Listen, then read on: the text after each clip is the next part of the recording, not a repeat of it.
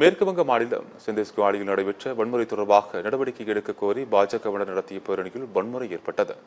மேற்கு வங்க மாநிலத்தில் பொது விநியோக திட்டத்தில் முறைகேடு நடந்துள்ளதாக குற்றம் சாட்டப்பட்டுள்ளது. இது தொடர்பாக அமலாக்கத்துறையினர் பாசிர்காட் மாவட்டத்தில் வடக்கு பகுதியில் உள்ள சந்தேஸ்காலில் விசாரணை நடத்தச் சென்றபோது வன்முறை ஏற்பட்டது.